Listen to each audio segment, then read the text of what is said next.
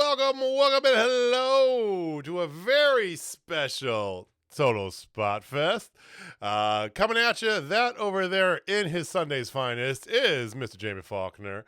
I am JJ Brownlee, and with us, as most always, is the illustrious Austin Reddick. It's our year in special, y'all. So, pre-recorded, for those of you wondering where the chat is tonight. Sorry, New Year's Eve. We got stuff going on. But we wanted to get together, talk about the year in wrestling. We got pay-per-view to get to as well, but we're gonna talk about the year, put a nice little bow on it, and ship it off for 2025. Jamie, Austin, how the hell have you boys been? We had good Christmases, I'm assuming. Yeah, man. Had solid Christmas, nice 5 days off work. Spent most of it playing Diablo 4 with the wife. Can't complain at all. Lucky you. Jamie, have you rested at all? I know you're on break right now for a little bit. I mean, somewhat. I think that's a fair assessment. My kids are off, so really, does that mean I'm off? No. Not really. Pretty good though. I mean, I've got more time with my PlayStation than I have all year, so it's nice. There you go. What you been playing? I've been playing college football. Replayed Silent Hill 2 already. I powered through that. And then I'm playing Division 2. Jumping on Division 2. Oh, get some Div 2. I don't know why I love it so much, but I love it. I thought you'd dip into Claire Obscure. I really thought you would have dipped into Claire No, Obscure. I played the 2-hour free demo of it, and I'm like, this is fucking boring. Really? Okay. I haven't played it. I've just heard from everyone that has it. It's like a generational game, but it's not my jam. I mean, Jamie knows. I don't do turn. I'm a Final Fantasy guy, so I was really excited for it. But it's like it has you doing some stuff, and then it's like long break, and then you did some stuff, and then long break, and and I have a 2-hour demo. Like in my 2-hour demo, I want my 2-hour demo to be action packed. Okay, I hear you. I mean, I will say, just from watching, some friends that have played it, and whatnot, it is storyline wise, it is amazing. There's a very good reason why it won Game of the Year. I mean, the story is just chef's kiss, but definitely not my jam. I actually had to get readjusted too, because you guys who watched us last week and are slightly scuffed, not too terrible, regular episode. I spent a week down in Phoenix in December, which is the time to go to Phoenix. It was God. I am not even jealous. It was so nice. Got to meet up with a buddy who I haven't seen like in 12 years, lives down there. Nice. Yeah, so it was real good. It was real nice. I had a fantastic time. And back to the grind, and it was like 6 degrees today. So yes. Like, and it's funny, like the wife and I, like we went to church, and it was like 60 when we went there. So we're like all in our t-shirts and everything, like all great, like not t-shirts, but like polos, like nice shirts. Right. And then when we got out, it was 31 degrees. I'm like, what in God's green earth? Yeah, there was snow out of nowhere yesterday. Did it get stupid cold yesterday down by you too, Austin? Or it did. We didn't get enough to stick to the ground, but we definitely had flurries blowing about. But yeah, got up Sunday morning. Did not expect 30-degree whipping winds to just be all over the place. Oh, the winds were brutal. Oh. Yeah, it was frigid. I think we're back up in the 50s like tomorrow, so it's coming around. Of course, it's the Midwest. We're just gonna wait a little bit. Well, we hope you guys had a fantastic holiday, all of you watching out there. Thank you for watching. Thank you for listening. Thank you for joining us this evening for our year-end special. If this is your first time here, hey, there's a subscribe button down below. Go and click on that. Give us a big thumbs up while you're down there. It helps us out quite a bit. We do this every Wednesday, usually live, roughly a half hour-ish after Dynamite ends. But we're going to get right to it. So before we talk about year end, we got to end the year with one more pay-per-view to talk about. That beautiful shining belt that is technically in my possession, but physically not, Jamie. is up for grabs again. What did you guys think of World's End? I hate that I was right. Okay. Yeah, we'll get into match by match and moment by moment. Yeah, I'm talking as like a whole, though. Yeah. As a whole, enjoyable AEW pay-per-view as always. Always. Not many down points, some weird booking stuff. Like I said, we'll get into each individual match, but as a whole, yeah, like AEW doesn't miss on pay-per-views. I thought it was good. So the last few pay-per-views have kind of had a little trend where they don't seem to have the overbooked anticipation going into it, right? We all know it's going to be a fantastic wrestling pay-per-view, right? This is the wrestling company. That's what they do, right? I feel like the last several of them, they haven't really focused on building it out a month ahead and then beating it down your throat just to get buys. So for one, I like it because while it might not have been as grand as the first All Out London or All In London or other things like that, I think that it set the pay-per-view up to stand up on its own legs a little bit better, if that makes sense. Yeah. So let's get into it. All right, picks were in. We had 1 0-hour match that was announced ahead of time. Okay. I think I did a fantastic job. I just want to toot my own horn for a second, naming all these matches, in our pick sheet. I don't know if you guys felt that way as well, but I think I did a fantastic job. Just saying. I did like the Sky Blue is from Chicago. Did you know Sky Blue is from Chicago? Yes. Sisters of Sin versus Hyan and Maya World, who are now all elite. If you didn't know, so officially signed. Good on them. We all picked Sisters of Sin. Sisters of Sin won. The main show started off properly, though, and I mean in the most proper way. Because you have the Continental Classic culminating at the pay-per-view. You got 2 semifinals and a final in one night. And they do both semifinals back-to-back to start, beginning with Konosuke Takeshita versus the Rainmaker Kazuchika Okada. Jamie's would-be final. We get it, though, for the semifinals. And are you all right there, Jamie? You're shaking your head at me already. Just pisses me off. This shouldn't have been a semifinal.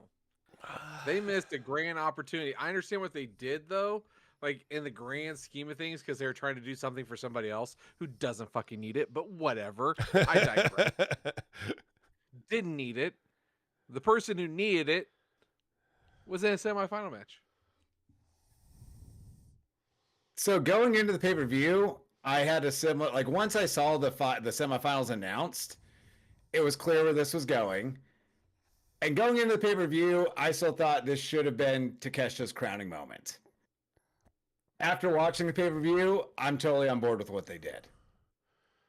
I get your point that Mox doesn't need it, but damn if Mox doesn't deserve it right now, because Mox is on a generational run. And so I'm actually good with how this played out, even though I personally want to see Takeshita finally get his moment, ascend. But damn, is Mox just too good right now to Mox is great. Like to go any route with this. I can't disagree. No. They convinced me, and that's the ultimate compliment. Like I went in wanting one thing, they gave me something else, and I was like, "Thank you, thank you." That was outstanding. Well, yeah, I'm gonna hold my hold. I mean, that's a fantastic way to look at it. I mean, my mindset was along the same lines, but a little bit different. I was thinking as I was looking at when they came to the semifinals being announced, I was like, oh shit, Fletcher, give the belt to Fletcher, the ultimate wrinkle in this whole triangle thing, because it really is a bit of a triangle between them instead of just being. And that's why I was hard on Fletcher going all the way with it, But regardless of how they got through to the end result, we know what the long-term goal is. It's very obvious. And if you didn't, this match, especially the ending, should have solidified it. But talk about a banger to open up the night. Dude, this match. Was this your match of the night, Jamie? No, not even close. Okay. I hate to say it, and that just pains me. It pains me because I've built this matchup in my mind for that's the probably better part of 18 months. Maybe that's probably why it was. As soon as Okada got to AEW, I'm like, I got to see this match. And it was absolutely what I wanted. Every little piece of it. But then here comes the other semifinal, and it's like, hold my beer. I mean, so I appreciate that in this match, they gave you what you want out of Takeshita versus Okada, but they left plenty on the table for when they run this back.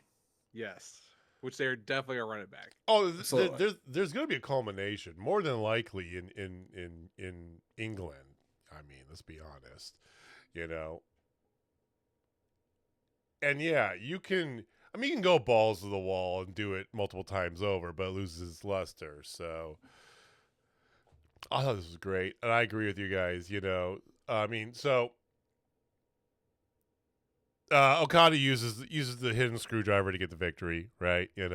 And then we go into the second semifinal, and I'm with you both on this. As much as I was hyped for Okada Takeshita, like we all were, right? Fletcher Moxley. Everybody knows that. I mean, I have a man crush on Kyle Fletcher, something fierce, just because of the body of work he's been doing, not just this year, but over the last 2 years. And boy, it's just him and Moxley. Oh my God, it was so good. It was scary, Yeah, I mean, that was easily my match of the night. Like, easy. Nothing came close. That is in contention for my match of the year. Ooh, little early spoiler there. Look out. It's in contention. I'll make a final ruling by the time we get later in the show, but it's in contention. Okay. It was that damn good. So, did you guys think that match was better than? We're not gonna go straight chronological here. These kind of go together. But do you feel like that's gonna go? That match was better than the final of Moxley and Okada?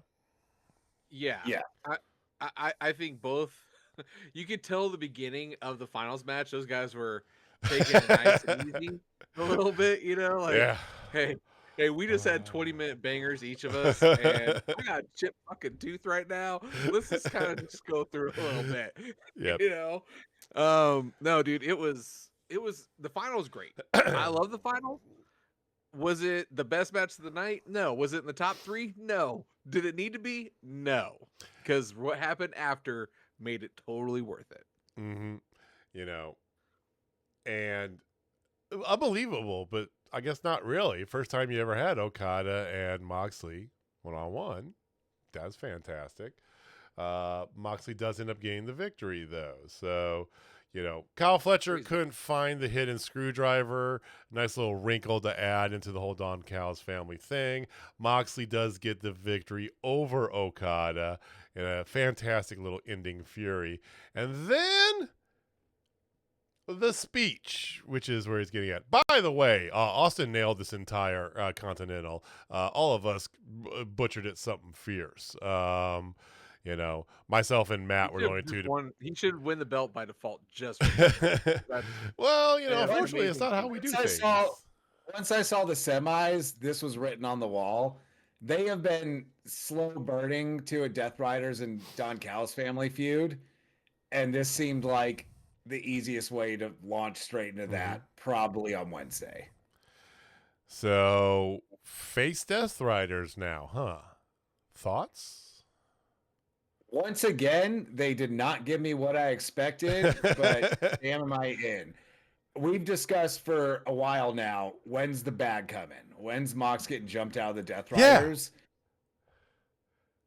But the work Mox has been doing throughout the C2, and Claudio and Pac as well, the other ones weren't in it, but they somehow found a natural way to turn the Death Riders face after what we've seen from them for the last 18 months or so, and it's organic too.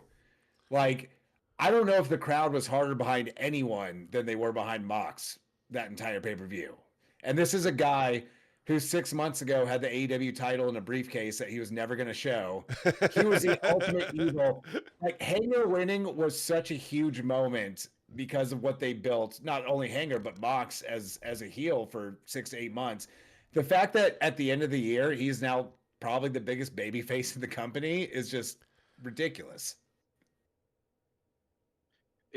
It's astonishing to me. I think that's probably the best way to put it. Because literally 2 matches before that final, you had the Death Riders and the Conglomeration in a match, and Death Riders are getting booed out of the damn place. I mean, it's kind of hard not to be booed when Tony Storm's in a match. That's all there is to it. But yeah.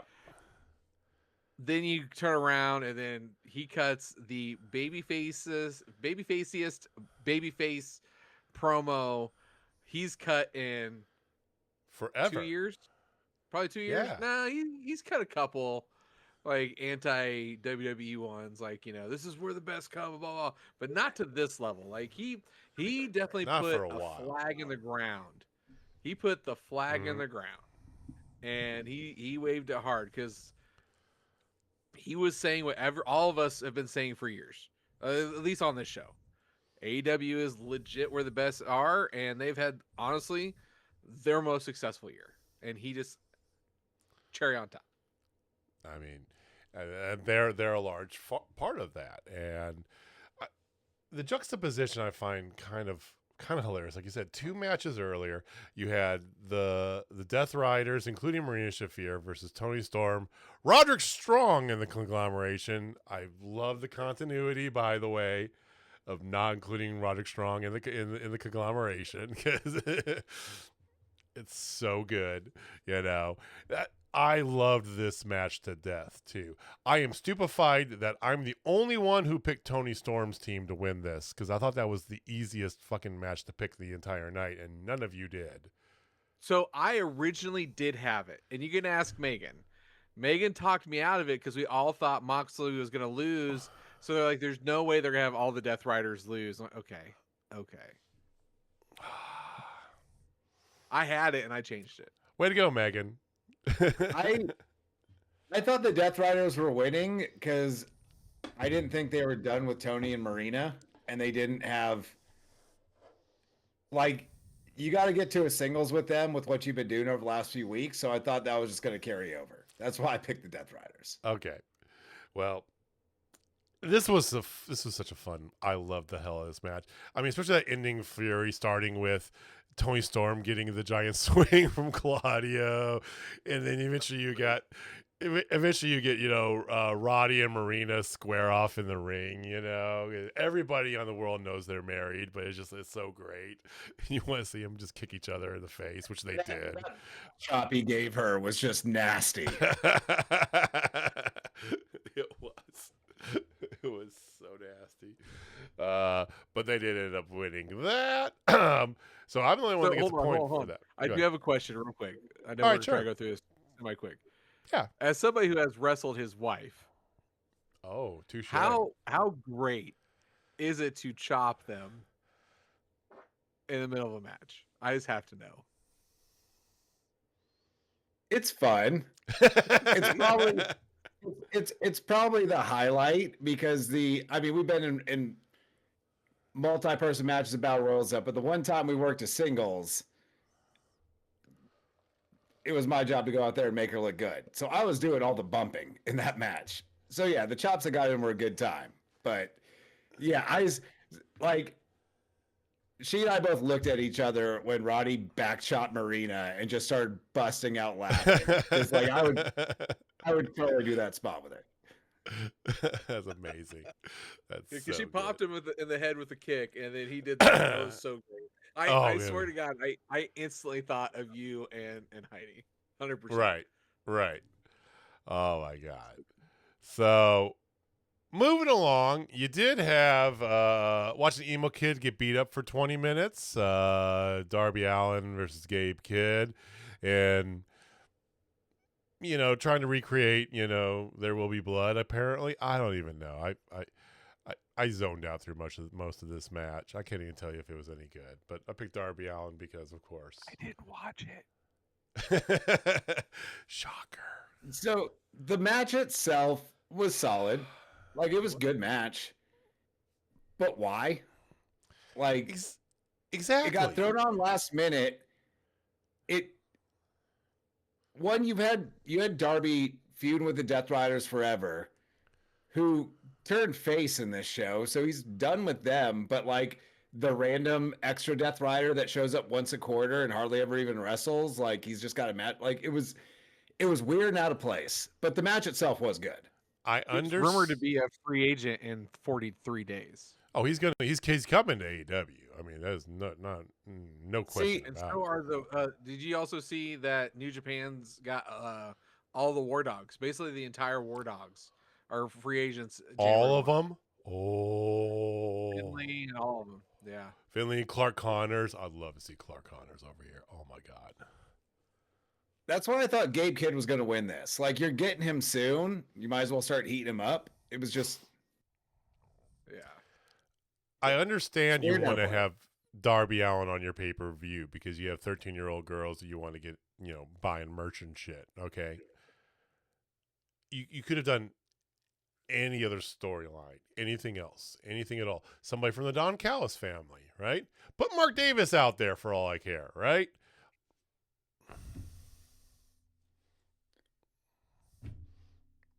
What does it matter? Yeah, and also, where was Pac? You could have just thrown Darby in with the conglomeration and thrown Pac into the Death Riders, into the Mixed Nuts masterpiece, or whatever they called it. Might as well. Who knows? Well, you had that. You did also have FTR versus the Bang Bang Gang, which also brings into account partly our bonus question, which did factor in slightly. But FTR, Bang Bang Gang, Chicago Street Fight. This one was fun too. As much as I love Juice Robinson and Austin Gunn, neither one is the best partner for the other. Yeah. Agreed. You can't have two corny guys doing yeah. Those are the corny guys of their group. Right. It's like, and I get it. Colton's hurt. Colton's injured, right? And Jay White's Lord knows where. Still injured, right? Whatever. So I get it. And I like that you're pushing the Bang Bang Gang, even with just the pieces they have. But, I mean, you know where this is going from the time it even began. So it was fun while it was there, The bonus question that was thrown out there was who would be making a return at the pay-per-view, okay? Christian Cage and or Adam Copeland, which Austin chose for some reason. I'm going to explain the reason really quick. Okay, please do. I picked that because this tag team title match was on the card. Because if Edge and Christian are coming back to finally confront FTR, like, okay, I get why we're doing this here, but that obviously did not happen. So why was this match on the show? Like, that's why I picked that. I mean, you look at the choices I put out there, a lot of them did have to deal with this match because they would make sense. Jay White was another one that a lot of people picked. Okay. I put a few, there's a couple others that were in there, Will Ospreay, John Cena. And I really hope somebody would have picked John Cena. I really hope somebody would have, just for the laughs.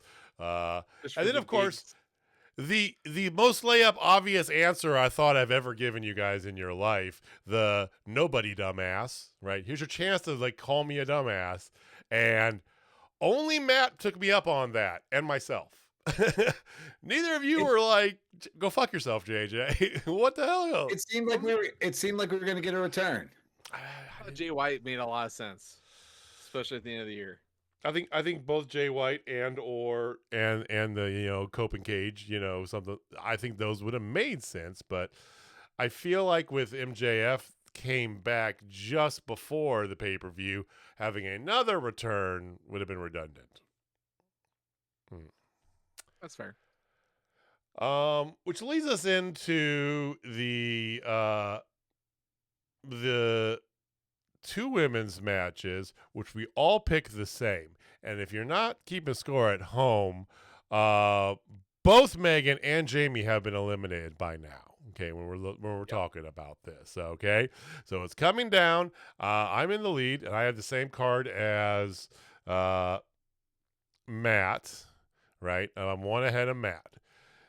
Austin can get into play if he gets some good luck, because he picked different than everybody else for the World Championship. So it's coming down to me and Mr. Austin Reddick.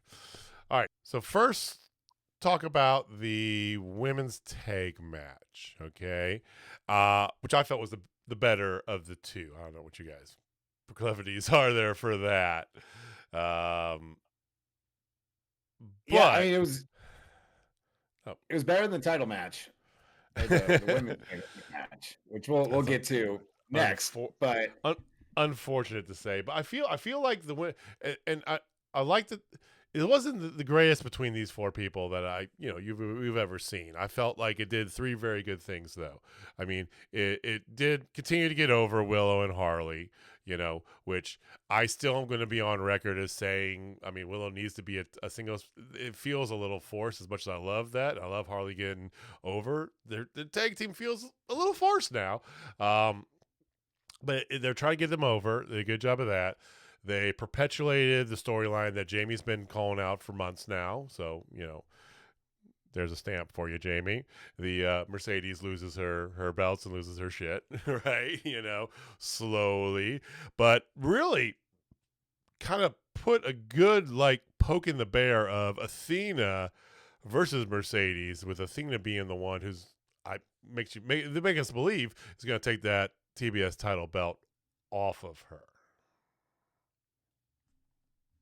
So maybe, but they did announce Willow versus Mercedes for the TBS title on Dynamite this week. And I think there's a good chance she drops it there. I wouldn't be surprised if Mercedes didn't take the Ring of Honor Women's Championship off Athena. Okay.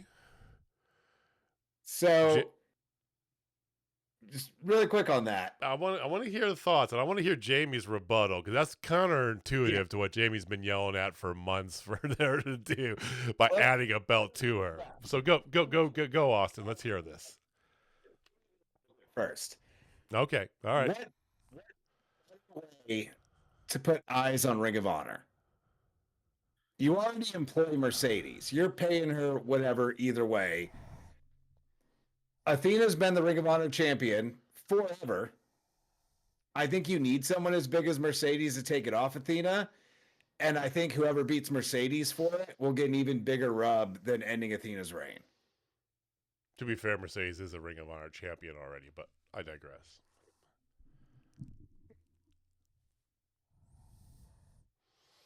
Hard pass. Okay. I think we saw the cracks. Really saw the cracks of exactly what I've been talking about, the birth of this storyline. And I was on the phone with Tony Khan for like 3 hours the other day. Okay. And we were really talking about this. And she's gonna drop every belt. And I think Willow is going to get the belt. I think that makes a lot of sense as well. But she's gonna drop every last belt, and then she's gonna have nothing, nobody. And then who's gonna give her a chance to be a friend again? Harley Cameron. That's who's gonna bring her up, resurrect her, get her to become a face turn, and then by the World's End next year, or maybe Full Gear next year, everybody will be behind her. And she'll have that big moment when she finally wins the big one. She gets the women's title off of somebody other than Chris Statlander. Tekla. I could see that being truncated to where she takes the title off Statlander, like in the spring sometime. But that's only based off how Statlander's title run has been going for me personally. I mean, that's not bad. Let's take that transition. Speaking of Statlander's title run, it continues after a match that, let's be real, is 2 years too late. You know, Statlander versus Jamie Hayter. And the match itself was fine. Okay, I'm not trying to disparage either of these women. Okay? In the ring, they're fantastic. We've said more than we need to about Jamie Hayter's character now, right? I couldn't care, but I couldn't care less about this match. I don't know why. It's just I had no care. I had no belief of them giving the belt to Jamie Hayter. Like we talk about, Jamie Hayter's become like that solid upper mid carder, right? And the crowd even didn't really feel this. They were just kind of like, "Yep, this is a match."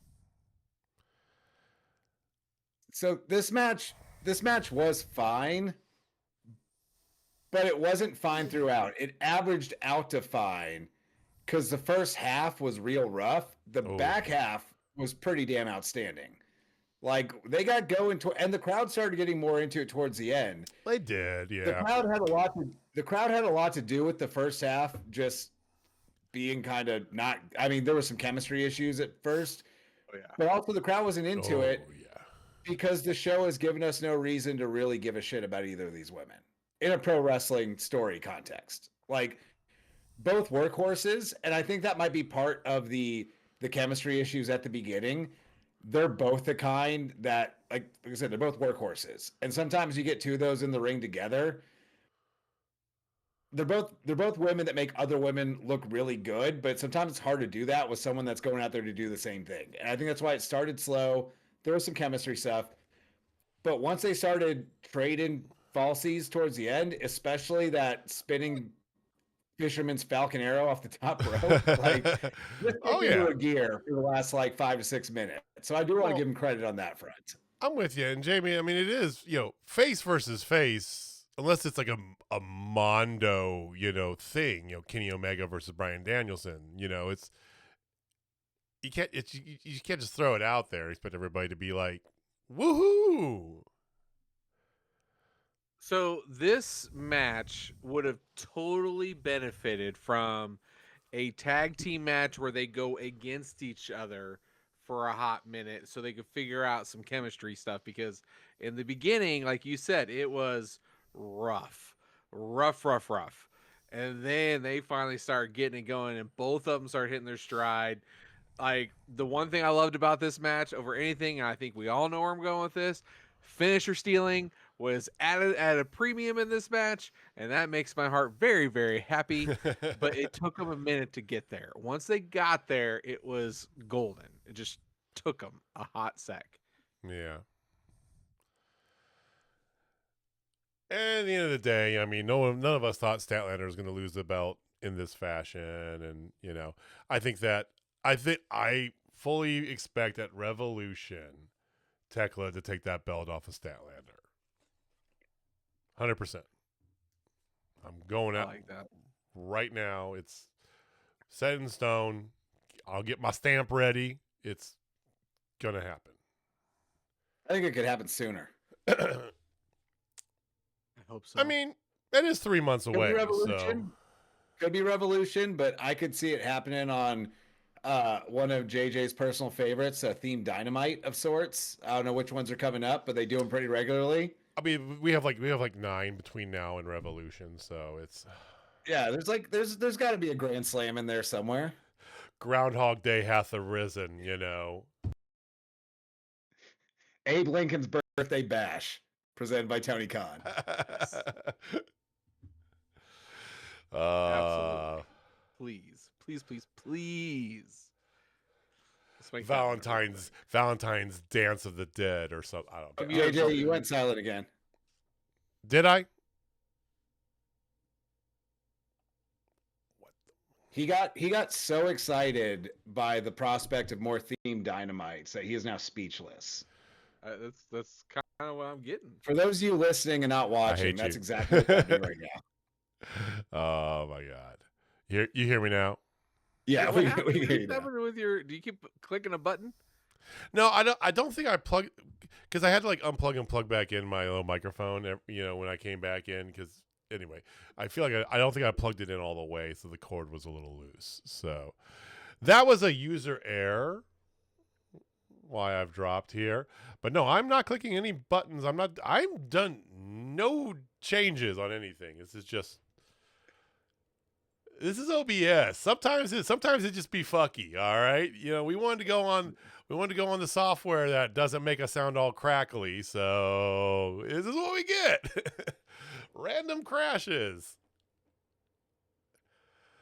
Okay. One last match, getting into it. 4-way AEW World Championship match. Samoa Joe defending against Hangman Adam Page, Swerve Strickland, and MJF. Maxwell Jacob Freeman, MJF. All of us picked MJF except for Austin Reddick, who chose Samoa Joe to defend. Give us justification for that pick real fast here. Yeah, I knew making that pick it was unlikely, but I had to make it out of principle. Because okay, I can respect that. If MJF was just coming back and winning, why did we put the title on Samoa Joe in the first place? This would have made way more sense. I hated this match. Like the physical stuff in the ring was fine. But MJF being in it like for 90 total seconds and just spending the rest selling on the outside and stealing, like that is the most predictable thing they ever could have done.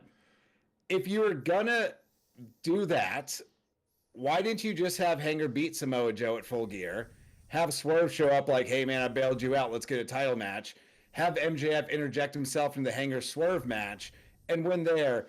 Because why did we build up the ops in Samoa Joe for 6 weeks? Where do you go forward with him from here? Like, it's his second transitional run. It just, I had to pick Samoa Joe because I had to just have hope that they would do my boy better than that. Give him a little bit more. You could get the title in MJF later, or Hanger, or Swerve, or anyone you want. Joe winning here would have been interesting. Because, again, the writing on the wall is MJF's just going to show up and win the belt, which is exactly what happened. But Joe winning here still gives you plenty of interesting shit with Hanger, MJF, and Swerve all revolving around Joe, instead of we heated up the greatest Samoan to ever step foot in a pro wrestling ring for 6 weeks just to get to a place we could have gotten to anyway, and probably better if we wouldn't have done that in the first place. That's my rant. And why I picked Samoa Joe for this match. There was a lot of statements in that little statement there, Jamie. I'm hot about this. Well, I mean, I'll agree with some of them, but the greatest Samoans to ever get into a wrestling ring is a little far-fetched. Okay, one, The Rock is only half. So not counting The Rock. Still counts. Not counting The Rock, who's better? You make it sound like Joe like grew up in American Samoa. The motherfucker's from Huntington Beach, for God's sake. It's Samoa Joe. There is another Samoan named Joe who has main event WrestleManias and wasn't good enough to call himself Samoa Joe. That's as Samoa as you get. Okay. Also, Samoa Joe looks like the most Samoan guy in pro wrestling since maybe Rikishi hung up. Like he is such a Samoan looking guy. He counts. All right. Well, we're gonna leave that where it is in posterity's sake. And Jamie, we're gonna move on to the winner of the match, MJF, which, by the way, cemented the fact that I am your returning champion. Okay. All right. Don't worry. If Joe did win and we went on a tie break, I would have still won as well, too. Just putting that out there, Austin. So let my reign of That's terror. fair. You earned it. Let You my earned reign it. of, I'll give that to you. let my reign of terror continue. Okay. I mean, Yokozuna is a really good Samoan. Just throwing that out there. he is not giving up on this at all. Yeah, but Samoa Samoa Joe's Joe, you know what? I'm it's the end of the year. I'm going out big. I'm gonna even say Samoa Joe is better than The Rock.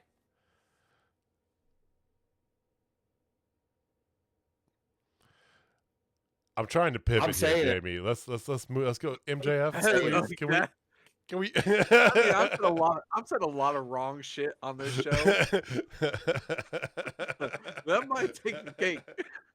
The had like a 3-year run where he was great. Samoa Joe has been great for decades. Samoa Joe's better in-ring worker. The Rock was funnier, but Samoa Joe's a better overall promo. Well, you better say Jimmy Snuka or you might get shot. Well, he's dead already. True. Plus, didn't he throw her off a boat? Or am I thinking of something else? All right. I don't know. Like, I know he went to jail. Then he died. Right there. Can we talk about MJF at least, JB? Pivot real hard. Briefly, please.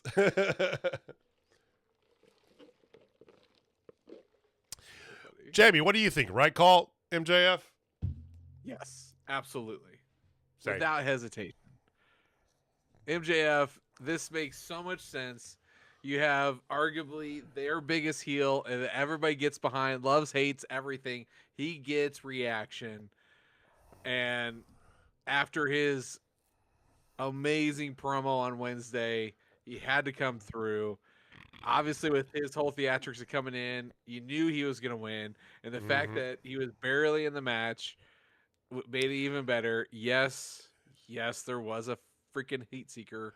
He won with a heat seeker. There wasn't just a heat seeker. It was the championship winning maneuver. Worst finisher in all of wrestling. That's not a hot take. That's fact. Not even in the conversation of worst finishers. Oh. Not even there. 100%. Worst finisher. I love how vehemently against the heat seeker Jamie is. It's fantastic. Really fast aside, while we're talking about finishers that are normally really bad, I have to give some props to Sky Blue because that might have been the best code blue she's ever hit on that show, on the tag match pre-show. Yeah. When she could do it, when she does it, when the person that she's doing it on, it could be one of the best looking moves she's done. We've seen her do it on indie stuff before, right? You know, and it's looked fucking tastic in person. We've seen it in person too. It can also look atrocious. So, you know, I no secret. I mean, I've been a fan of Sky Blue and Julia Hart for a while here. I think they're positioned to have fantastic long careers.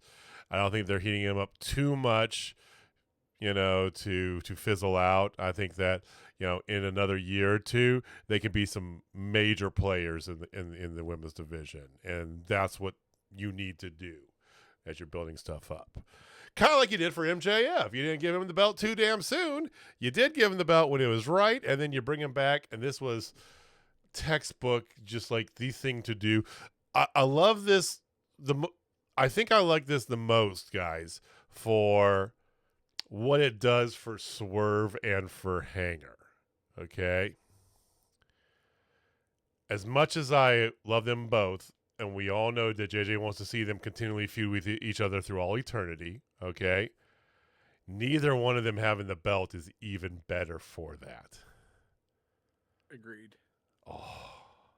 Because we're going to get them as tag team. They're going to fall out. Starting Wednesday. And then we're going to get, it's going to be so good. So much good stuff. All right. So that was our final pay-per-view of the year, boys. Next pay-per-view we're going to pick on is going to be the Rumble. One of our few WWE pay-per-views that we do get to pick. End of January, and then we got Revolution in March. WrestleMania right there in April. Yeah, bing, bing, boom. Gonna get right to it, So a little bit of a lull here with just Rumble being the only one for a little bit, but the last half of the year they come fast and furious. So we're gonna live our life more than a quarter mile at a time for the first few months of the year. So you're welcome. Yes. Well, thank you. We have a lot of year-end stuff to get to, but I don't know about you, Jamie. I think in 2025, we got a ton of knowledge thrown at us.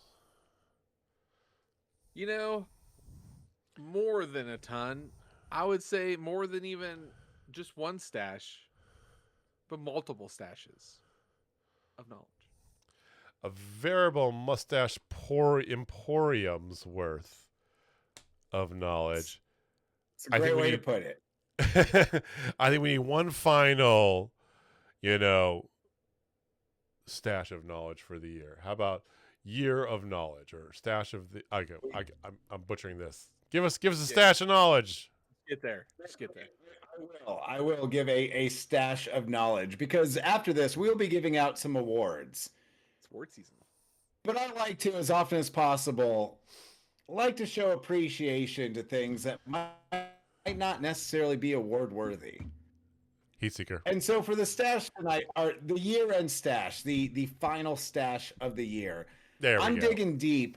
I remind everybody, I'm digging to the bottom of the stash to remind everyone of some things that they may have forgotten about in the year that was 2025.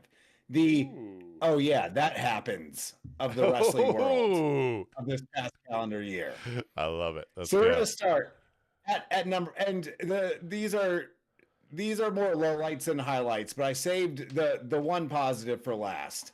And we're going to start with number 5. Over the summer, and this is one most people will probably recall, but William Goldberg showed back up for a final championship match against Gunther, which nobody watched because AEW had a killer pay-per-view that night. But Gunther did the Lord's work and carried Goldberg at 50-something years old in the year of our Lord 2025 through a passable 12 minutes, and he's never been mentioned on WB TV again. So at number 5 was the Goldberg return and Gunther match. Did y'all actually watch this match? Did not watch this match. I did watch the Goldberg farewell speech meltdown thing. The ungrateful farewell speech. That was good. I like that. It was a thing that happened in 2025. I totally forgot. Number 4, we're gonna jump across because if I was picking out bad stuff in pro wrestling, it would be WWE heavy. They tend to do a lot of things I think are silly, but we're going to AEW for this one. Now I understand that this was out of everyone's control due to contractual issues, but something. Oh yeah, that happened in 2025. Andrade showed up for one night to confront Kenny Omega and was never seen from again. Again, not anyone's fault. He was told to cease and desist, and he followed. Apparently, that has been wrapped up, though, so he might be showing back up soon. But that was a fun thing to remember that happened in this year. Number 3, WWE fired R-Truth. People threw a fit over it. They brought him back to be super serious for about 3 weeks, and he went back to doing the same things but keeping a paycheck. So way to go, WWE fans, for getting R-Truth paid, but really nothing changing because he's doing the same gimmick he's always been doing. He's doing these months later. Number 2, this one is a little bit more of a deep cut, and I think people have just, for good reasons, blocked this from their memory. But do y'all remember in the lead up to WrestleMania, the really awkward promo segment between Tiffany Stratton and Charlotte? Oh, yeah. Where she started bringing up Charlotte's ex-husbands, and Charlotte asked Tiffany why Kaiser was in her DMs. That was a thing that happened in 2025. I forgot about that, yeah. I figured there would be at least one on here where I'd get y'all with a oh yeah, I completely forgot about it. And I figured it was probably this one. Well, I forgot about Goldberg too, but I think that was selective memory, But And to be fair, this is not the first Yeah, time that Charlotte has had an awkward promo exchange before a WrestleMania. that is very true. She might be on the list next year. We're gonna have to wait and see. 365 days. We'll get there. Yeah, I totally forgot about that awkward promo. Ooh. But I told you I was saving the positive one for last. And number one on my that happened in 2025. Not my match of the year, but one of my favorite matches of the year happened on Dynamite in the summer. And that was one Mr. Stokely Hathaway versus Adam Copeland in one of the best comedy matches since who knows when. That was a lot of fun. Was just outstanding comedy wrestling, just an absolute treat. And again, one of my favorite moments of the year. It's not going to win an award, but it deserved a mention. So that is my top 5 things that that happened in 2025. I mean, match that ushered in the I got no hose. Oh, well, Stokely, never change. Kudos to a fantastic year of knowledge, Austin Reddick. I hope that next year your stash is extra knowledgeable. I don't know. We're going the Burt Reynolds stash of knowledge next year. Ooh, it's getting even staff here. Full on porn stash. Let's go. Full head. All right. Everybody loves a good porn stash. Who doesn't, right? All right. Well, we have reached the time where Jamie, because Jamie did as our MC, as you can see, very very finely, very sharply dressed this evening here. He has put out the call for us to rank some of the years. Yes, it is award season. I think the Slammers are around the corner. Grammys are coming. Oscars, Emmys, daytime Emmys, Razzies, they're all there, right? I mean, we just had the Game Awards, literally. It's award season. So we've already had a few people doing some wrestling ones, but it's time for the Spotties. I like it. I'll allow it. I think that's all right. It's better than the Festies, huh? It's better than the Festies, that's for sure. Yeah. So the Spotties, the Spotty Awards. We had I think I said 8 categories. 1, 2, 3, 9 categories. 9 categories. Male Wrestler of the Year, Women's Wrestler of the Year, Tag Team of the Year, Rising Star, who definitely ascended in the year of 2025, Best on the Mic, who had the best mic skills, Match of the Year, Storyline of the Year, Comeback of the Year, who came back from injury, and then Asshole of the Year.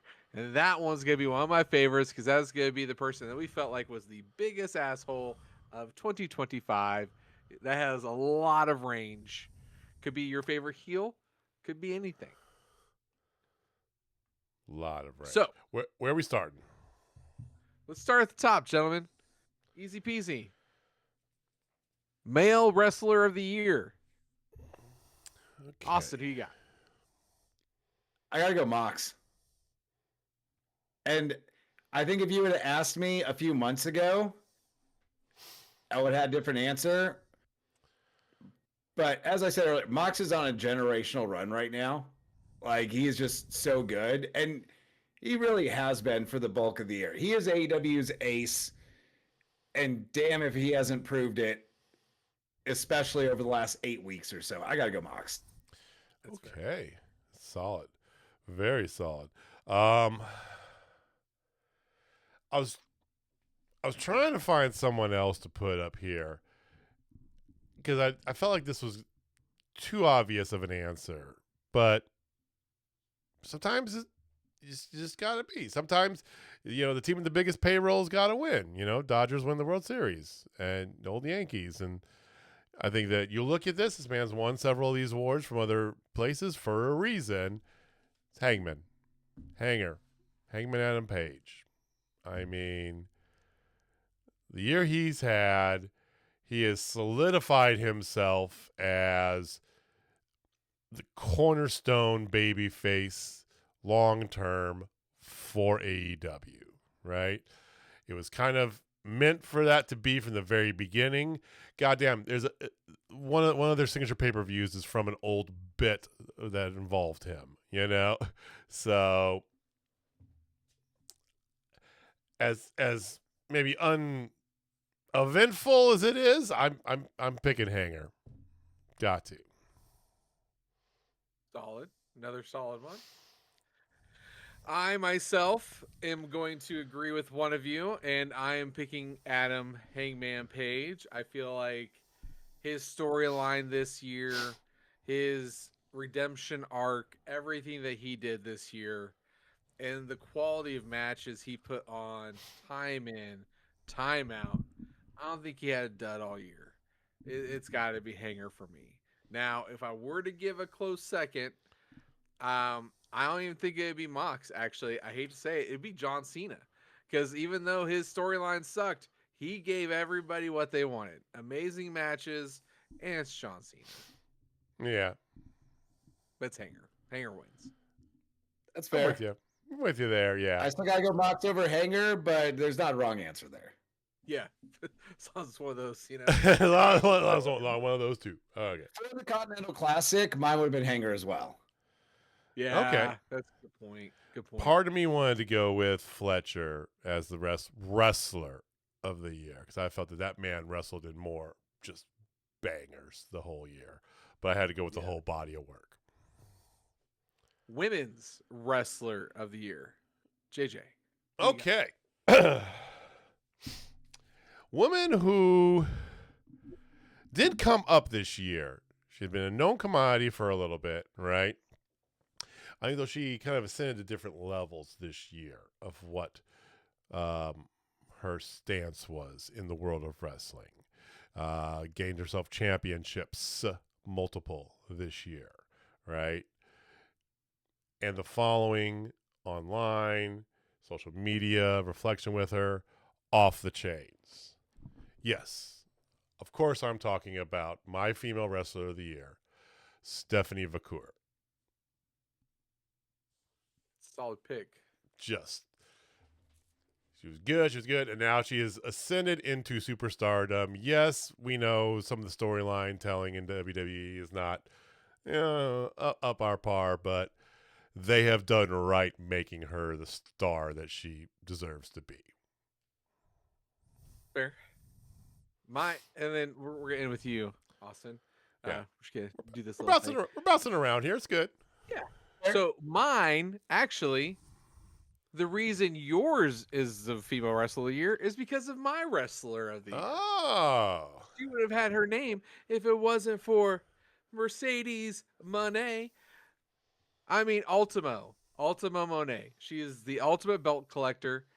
She put on amazing matches. I know we had problems with her mic skills from time to time. The first half of the year, what that just woman saying. could do in the ring, and the amount of work that woman put in the ring, you can tell she loves what she does.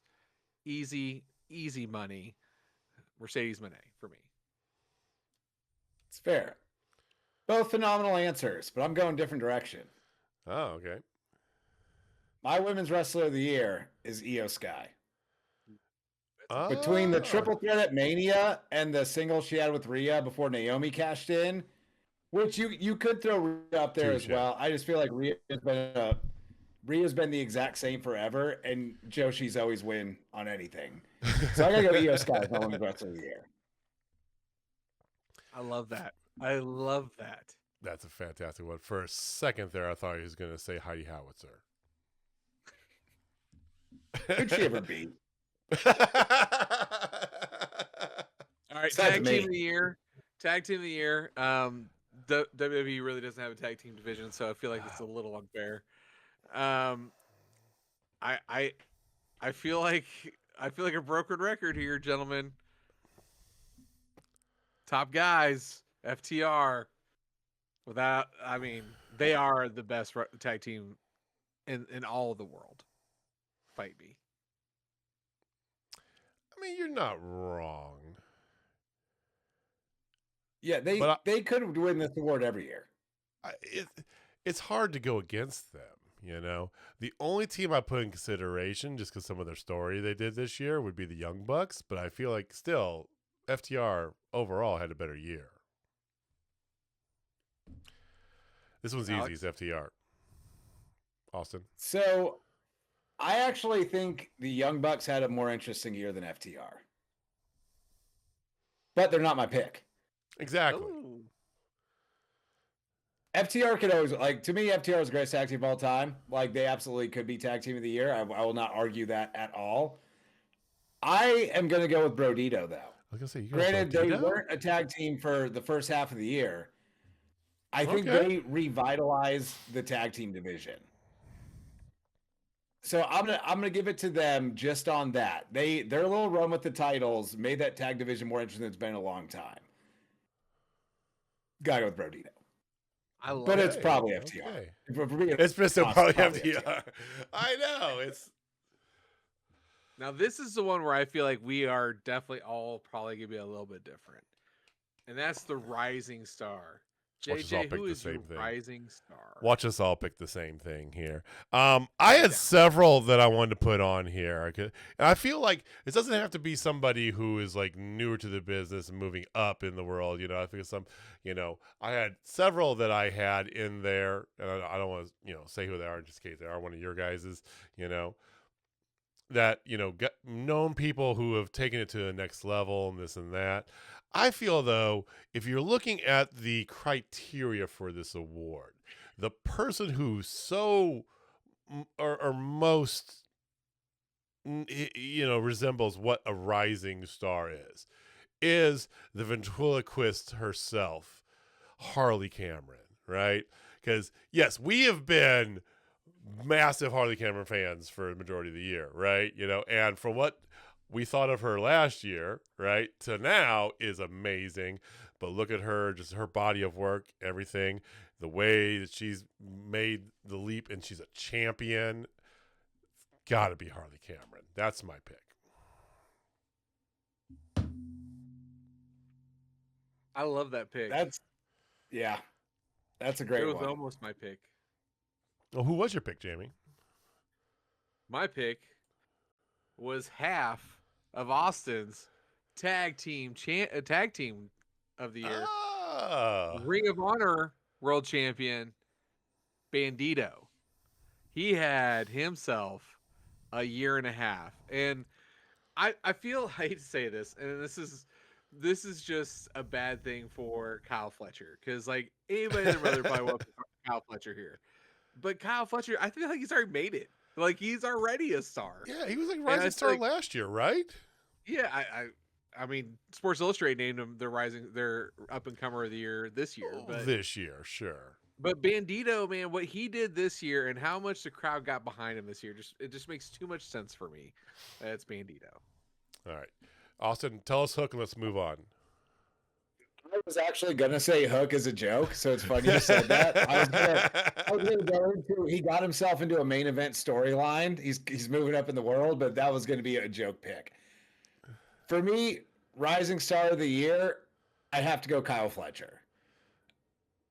I get what you're saying, that he was kind of already a star when the year started, but no one's stock has risen higher than Kyle Fletcher over this calendar year. He went from, that guy's gonna be a top guy, to, oh shit, that guy is a top guy. And I don't know how many other people we could throw out that cross that plateau. Maybe a Braun Breaker, maybe a Dominic Mysterio. But I think no one's stock rose higher in 2025 than Kyle Fletcher. Okay. I like that. I almost, my near pick, my almost Jamie, was going to be Ricochet. Yeah, he had himself a big year. I mean, Ricochet's a known commodity, but he has taken himself. He learned how to talk on a microphone this year, and my God, did that do him wonders. Yeah, and people still give him crap about it. It's like, clearly you don't watch AEW. He's gotten phenomenally better. See, all right. Really quick, I like giving props to people where we can. Yeah. My backup, if we're gonna say you can't say Kyle Fletcher because he was a star, well, you can say whatever you want. We can, but just to throw flowers to someone else out there, my runner-up was Kevin Knight. I was not familiar with Kevin Knight at all when he showed up in AEW, and he's gone from that to pinning Okada. Like that is. So I had to throw some flowers out there. I had Kevin Knight high on my list too, so that's hilarious. I almost picked him, but I'm like, oh no, wait, Bandito just had a ridiculous. Yeah. Bandito was a great one. I didn't even think of him, but that's a solid pick. That's why we do it. Kevin Knight's a fantastic pick too. So speaking of mic skills, gentlemen, who was best on the mic in 2025? Austin Reddick. Who do you got? Doubling up, but I gotta say Mox again.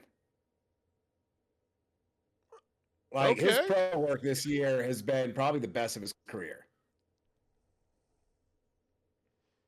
It's been good. It has been good. It's been really good. It's been really good. A lot. Yeah, that's pretty good. Yeah, it's pretty good. You can't argue with that one. That promo he cut in the mirror after losing the title. I don't know. It was when he was in the back and forth with Darby, where Darby was in the weird cell and Mox was cutting one in the mirror and stuff. Yeah. Like, he has done great promo work with a bunch of different feuds. It's been just outstanding. True. JJ, who is your mic person?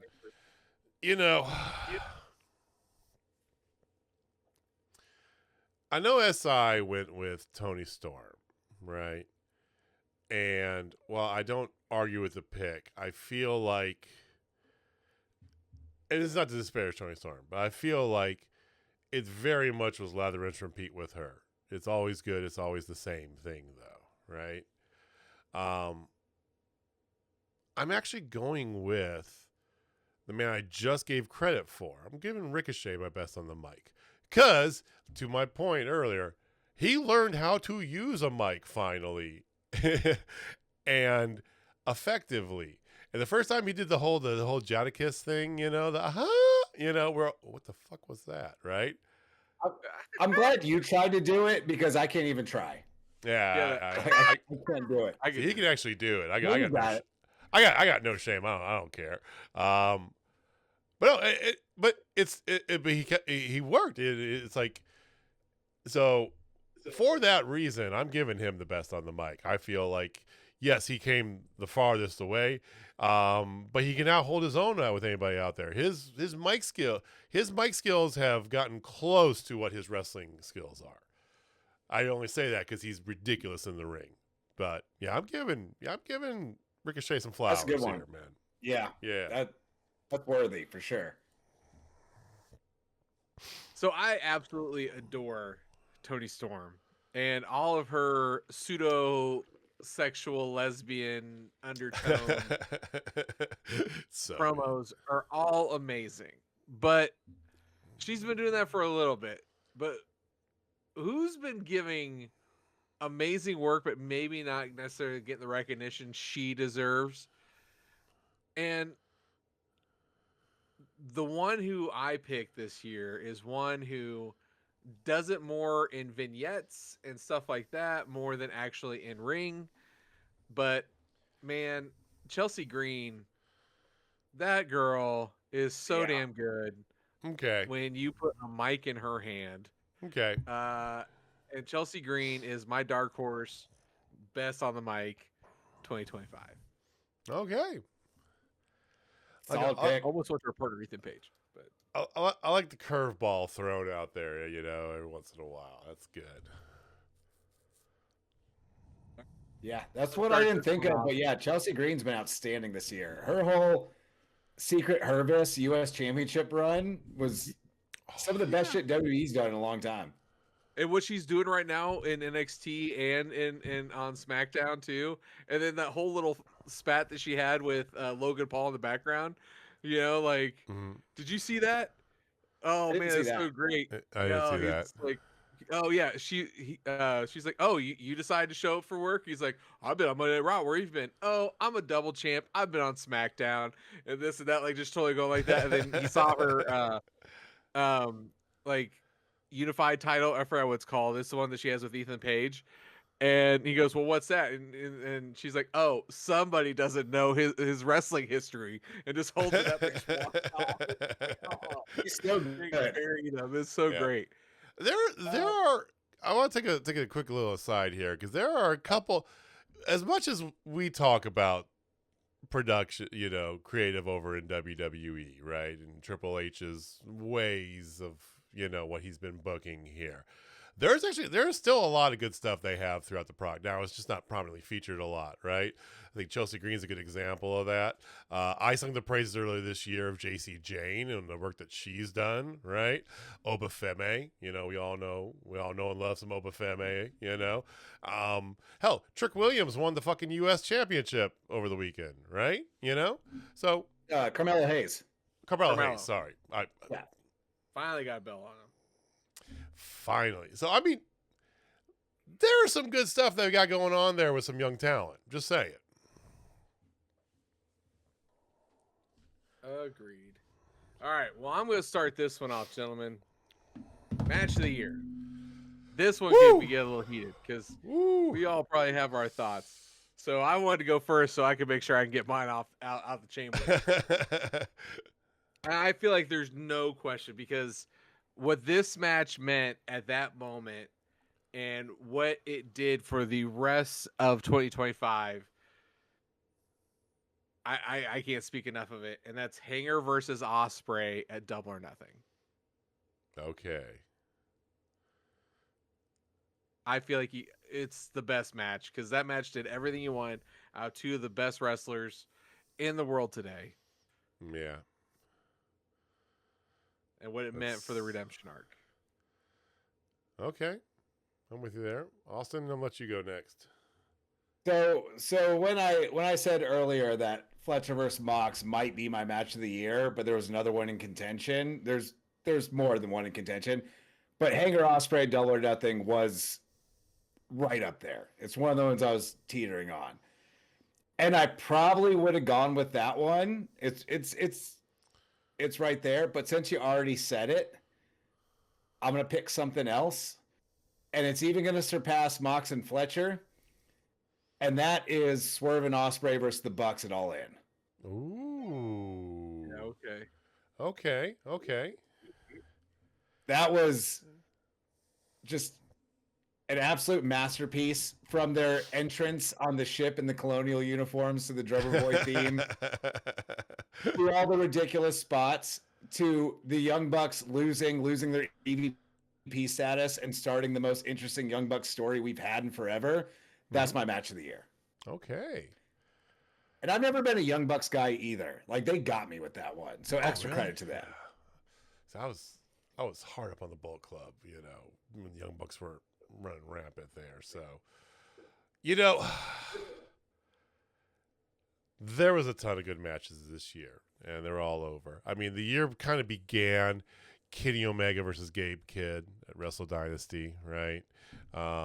You've had a couple matches we've already talked about throughout the night here, and a few more that we'll spend a couple minutes, I think, after this, just kind of talking about some other highlights, right? I don't think it's any surprise, especially to these two gentlemen, that I am going to say my match of the year was from Revolution 2025. It was Will Ospreay, it was Kyle Fletcher, and a big-ass steel cage. The match that took Kyle Fletcher from a rising star to a star. The fantastic heat that he created, standing on the top corner of that while Ospreay was coming in, and then just the bloody fantasticness that ensued. Fletcher's in a lot of matches I could put up here. Ospreay, we always say every match is an Ospreay match of the year candidate, right? This by far. Yes, it popped me because it was one of my types of matches with tax and violence and blood and all that shit. But I mean, this one here, it's nothing throughout the year has taken that top spot from my radar. It's unfortunate that Ospreay got injured over the summer, because it's wild that we all have different matches of the year and he's in all three, but he was not in our Wrestler of the Year conversation. Yeah. I mean, it's Will Ospreay. It's almost like with him, the standard's so high, like it's almost a given. Couple other food for thought for you guys here. All right, I'm gonna go rapid fire, spit some stuff out. You tell me what you think, okay? How about AJ Styles versus John Cena? I didn't actually see that match. I heard it was good though. It was good. Okay. No. All right. I totally get it. You've got Mox versus Hangman, of course, when Hanger finally took the title, could have been up there. Nice. Takeshita versus Zack Sabre Jr. Okay. You had the women's trios match at WrestleMania, or the three-way match at WrestleMania. You could have put it out there. Low key, one that people not enough people are going to talk about that should be up there is the Death Before Dishonor ROH Championship of Bandito and Hechicero. Hechicero's best match of the year. Yeah, that one was outstanding. You had where did it go there? I know some lists have put on there the who is it? The Toni Storm versus Mariah May was the Hollywood ending or whatever. I don't think that match is in consideration. I don't know. I don't know what you guys think. It was too short. If I remember correctly, that was awkwardly short. Way better. Yeah, absolutely. Mesa Ruga versus AZM, though. I'd put that up there. Okay. What about the women's blood and guts match in consideration?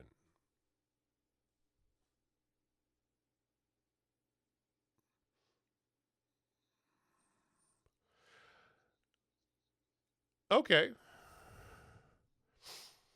And I was just looking at a Reddit thread there with a bunch of people who just threw out a bunch of shit, and I had some that I highlighted here. And one that I thought deserves consideration was during the Continental Classic, Fletcher versus Mike Bailey.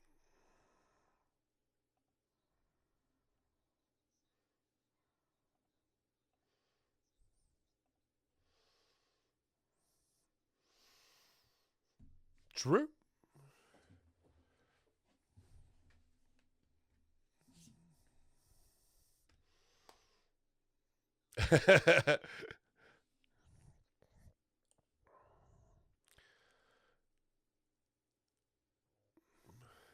Anyway, food for thought there. Oh, yeah. Oh, yeah.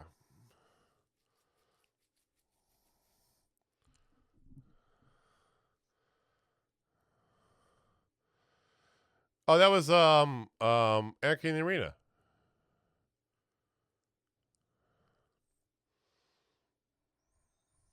We played Drowning Pool for like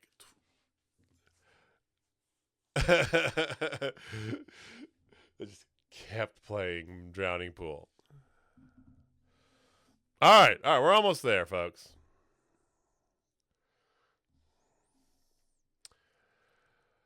I'm going first here. All right. Well, I know Jamie loves a good heel turn as good as anybody, right? So Hook turning heel and coming back to beat. No, I'm kidding. I am going to take, even though I think everybody, considering, what's out there, and I think the obviousness to match up with what SI did, I'm going to take the Young Bucks fall from grace and return to facedom as my storyline of the year. To Austin's point, it's the most interesting they've done with the Young Bucks since maybe the first Stadium Stampede. If not their entire time in AEW, right? So that's going to be my storyline of the year because it was something unique.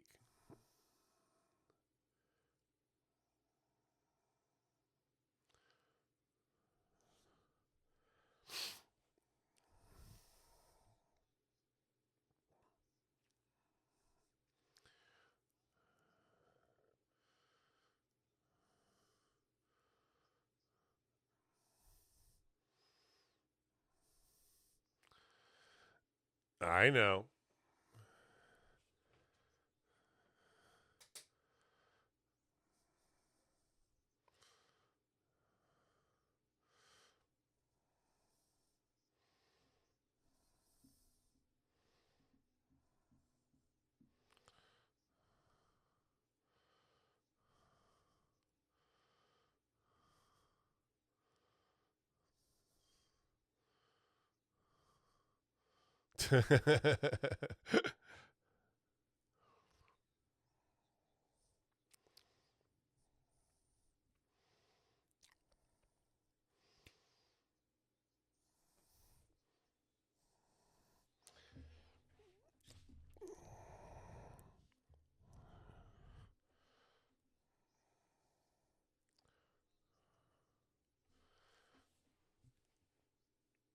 Yep.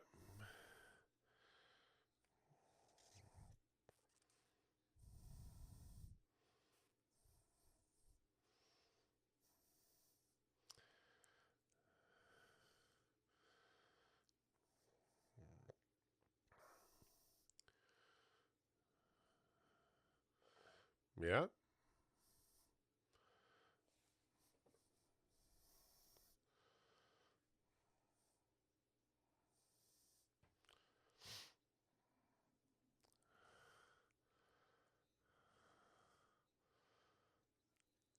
That was a good one.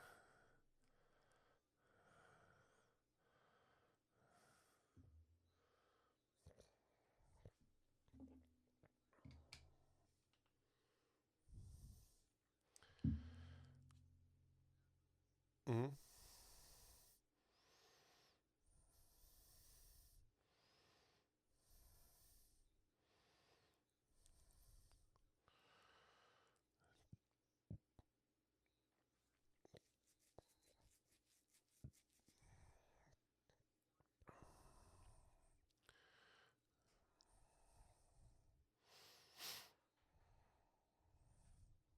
Mm-hmm.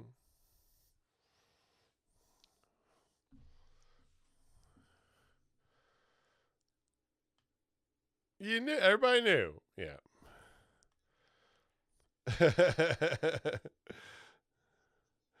Yep. No. I agree with you guys. I mean, but yeah.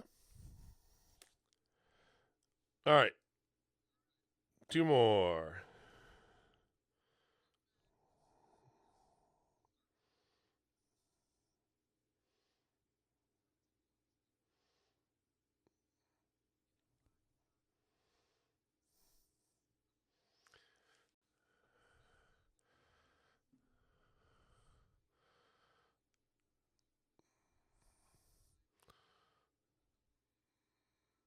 Good.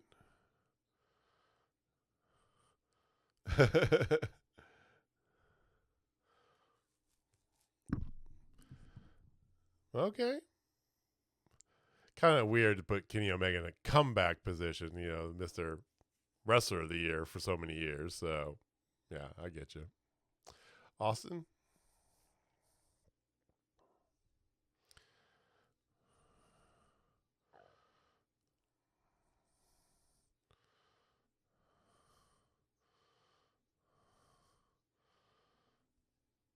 Okay.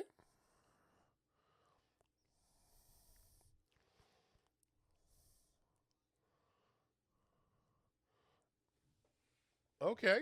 Okay.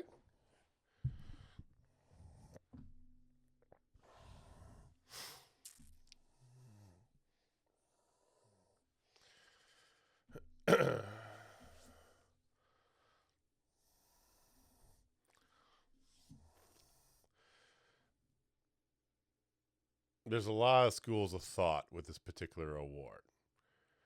And am I going to take maybe the most literal school of thought?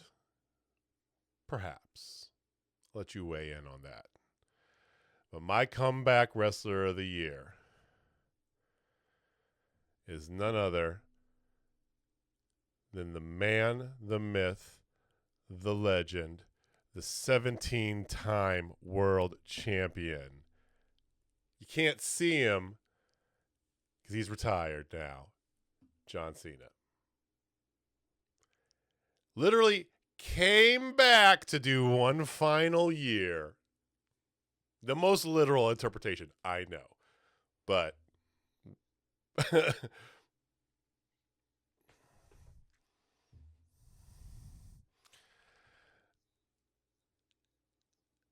the booking wasn't great, but it was very much the quintessential farewell tour. He finally got his heel run.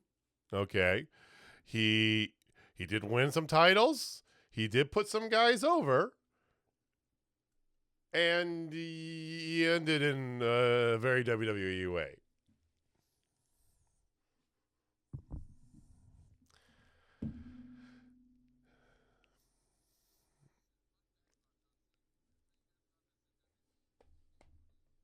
No.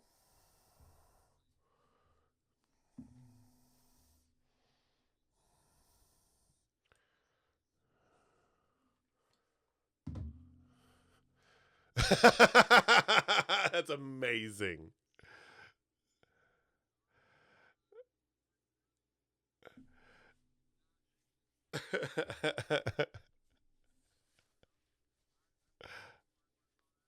Oh my god.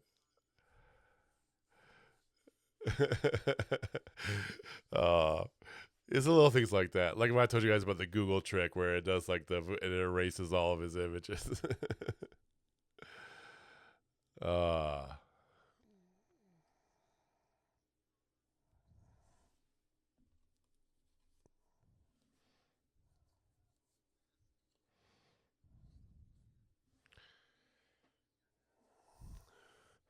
Now there is a lot of people who could be on this. You made mention of one who'd be my honorable mention there, and Paul Heyman. I feel like with the way he turned it, it could definitely go to Paul Heyman, deservedly so, right? I had a gentleman in mind that I was thinking of the second that I heard this, because for those of you who watch this podcast on the regular, thank you. Welcome. We appreciate you guys. We do this every week. If you're first time here, hit the subscribe button so you can be one of those people. But for those of you who have been with us for a while, you know the most heely of heel persons there are is my good friend, longtime wrestling watching partner, and the bane of my existence when it comes to picking pay-per-views. Jamie Faulkner is my asshole of the year. Easy. But he's my asshole, so fuck you guys.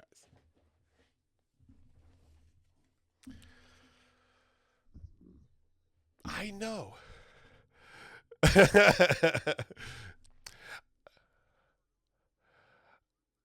You can't see it because it's hidden by my sweatshirt there, but I have a framed picture of his daughter taunting me, okay? This man has taught her these things. That is the level of asshole that he is.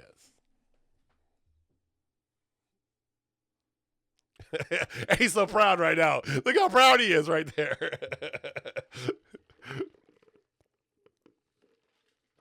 All right, Austin, who you got?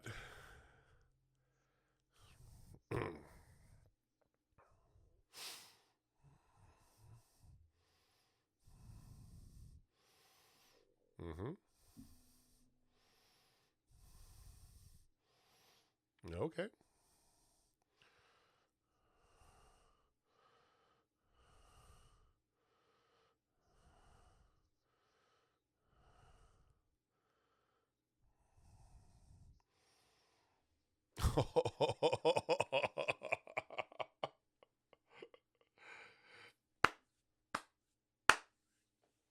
Oh.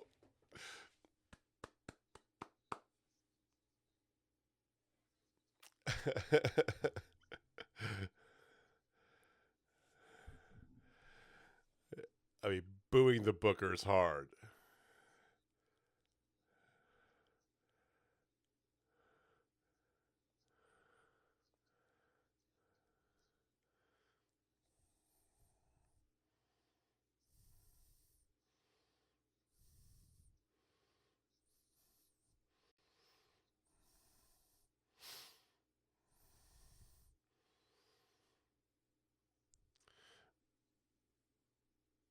Yeah. With just a hint of Obi-Wan Kenobi in there too. I love it. All right. Yeah, yes, you've fully ingratiated yourself in our lore. All right, Jamie.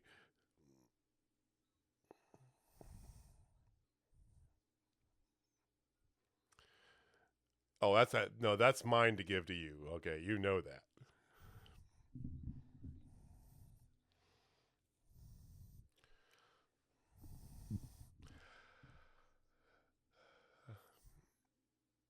I know where you're going with this.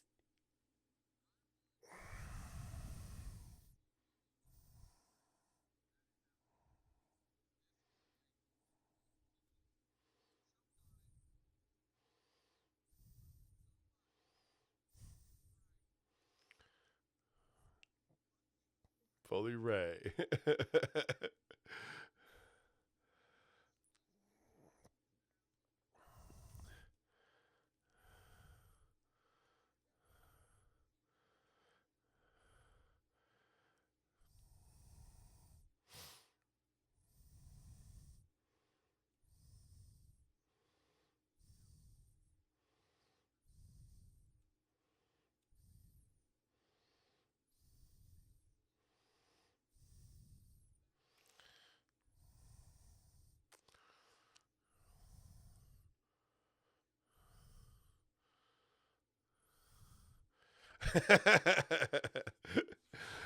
The man spent over half his career in fucking TNA, pre TNA, like TNA trying to compete against WWE TNA. Yes, he was integral in that story, in that plot line too, like the writing of that plot line. I rest my case. Very good ones, gentlemen. I'm glad nobody picked, even though we love him, I'm glad nobody picked Don Callis, because I feel like that's like supremely low hanging fruit. True. Well, another successful Spotties, the first of their kind. Next year we're gonna have some graphics. We'll have like little awards. Maybe we'll make some trophies. Who knows? Who knows? It's a big thing's gonna be coming in 2025, 26. Hi. So big thing's gonna be coming in 2026. So keep an eye out. Look, we're gonna be back every Wednesday for the most part. We got our first local wrestling show, not too deep into 2026 as well. Our friends over at Found City Pro, January 15th, are going to be at the Laugh Factory. That's not the correct place. Hold on a second. The Comedy Club up in the Funny Bone. Thank you. The Funny Bone in Zona Rosa, North Kansas City, Thursday, January 15th. So keep an eye out. We've been doing the pre-shows for those guys. So if you're new to us, hit the little bell icon so you know when we go live. Good times with that. We're excited to see what comes of that. One of us here is moving halfway across the country. Still going to be on the show though. Just an hour later, for him. So hey, you're gonna be. You do work from home. That's a good thing. I can't wait for the first 3-hour Dynamite of 2026 after you move. You are going to be grumpy as fuck. It's going to be fantastic. But we do wish you the best of luck with you and Heidi's move. you know, we got tons of other things going on here, much of other plans happening. We appreciate everybody out there, all of you who watch, all of you who listen, all of you who join in the chat. Give a shout to Austin is going for the Total Spotfest Fantasy Football Championship against his former tag team partner, Tommy Too Good. Look out. But lots of great things, and I'll let you guys speak here for a second. But I'm very thankful for all of you. This little fun little side thing that me and Jamie were just talking about for years, and like, you know what? Fuck it. Let's just do a podcast. Let's just start it up, right? It's a fun little thing for us to do, a little break the monotony of regular life. Get out here, be able to talk some wrestling, something that we love with all of you. It's been just a great distraction from normal life, and we hope to keep going on with that. We appreciative of all of you guys here.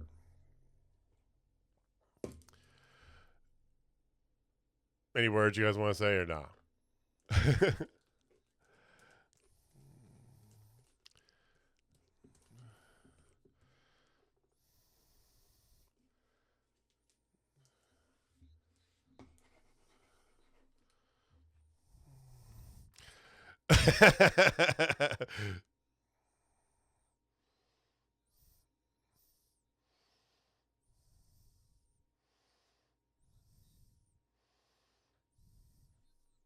Yeah.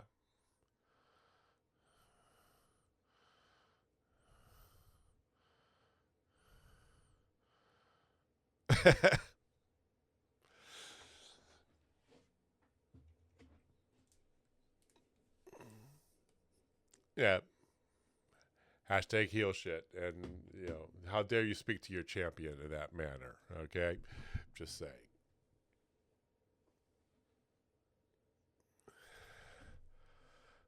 I better get that belt. at FCP. Okay. All right.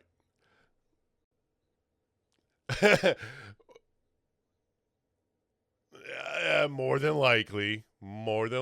True, but we don't know. But again, we hope to see all of you there in 2026. You can find us same bat time, same bat channel, roughly a half hour after Dynamite ends every Wednesday. Thank you for watching. Thank you for listening. We appreciate all your support. Follow us on them internets at Total Spotfest. Jamie, take us home, man.